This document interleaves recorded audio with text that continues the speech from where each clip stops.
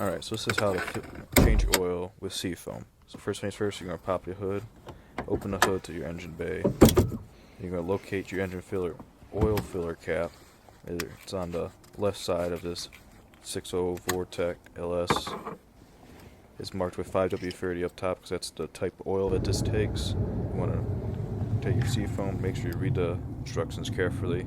This 60 takes 6 quarts of oil, so I'm going to put about a third of this can of Seafoam in it, which equates to about 6 ounces. 6 ounces for 6 quarts is what is listed on the side of it, but make sure to read the applications for your engine.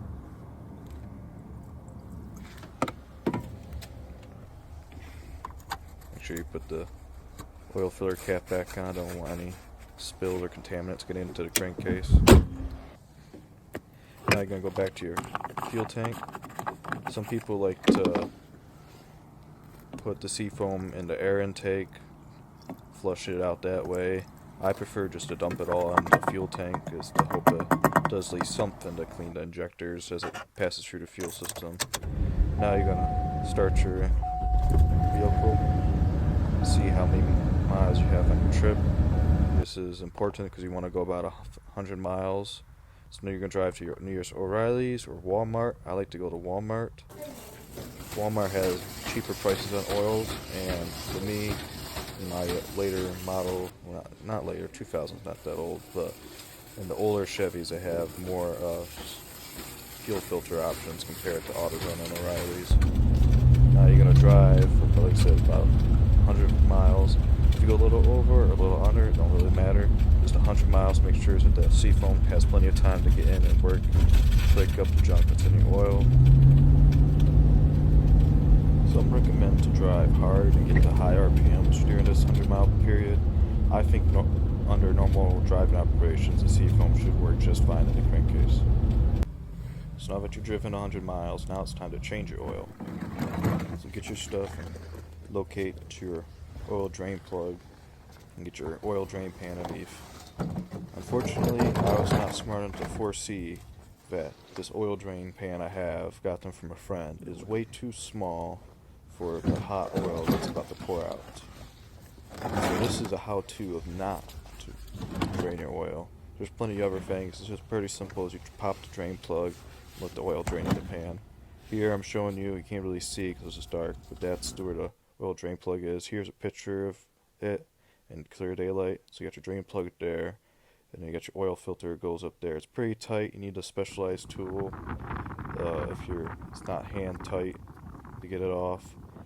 So now you're about to see my unfortunate mistake that I should not have seen. I have a bigger oil pan. I just was too lazy to dig that out. I got this smaller one from a friend, so I thought, hey, I'll use it. And oil went everywhere. Alright, so now that you're done with that, you're going to take your oil filter and you're going to prime it with putting fresh oil in it so there's no extra air getting into the system. You want to take that oil and put it around that oil ring and get it nice and lubricated so you can get a nice tight seal. So now you're going to gently try and keep it level. I don't. I get oil over it, makes it hard to tighten. But you're going to try and get it as close before you start screwing so you don't mess up the threads. And just thread that oil filter on. Get it nice and hand tight. Tight, but not too tight that it's going to be a pain in the butt to get off, because it does tighten throughout operation use. So now it's time to fill your engine back up with oil. Choose the larger oil funnel. It just makes it a lot easier. So now take your oil, try to open it with one hand,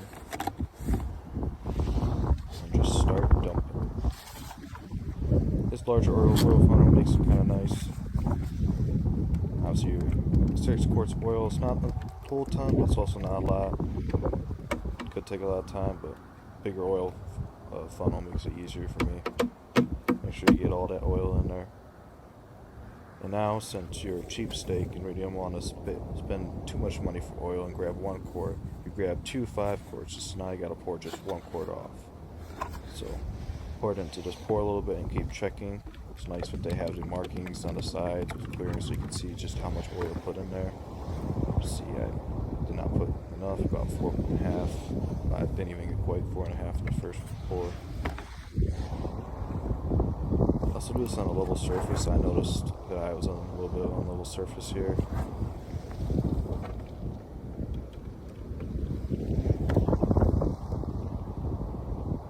There's about 1/4 oil. Now, important that you check the dipstick to make sure your oil level is right and that you don't need to add or take out some oil. Over oil and not have enough oil and over filling the oil is both bad for the engine health. There's a specific amount of oil in there for a reason, so make sure that it's within the operating range.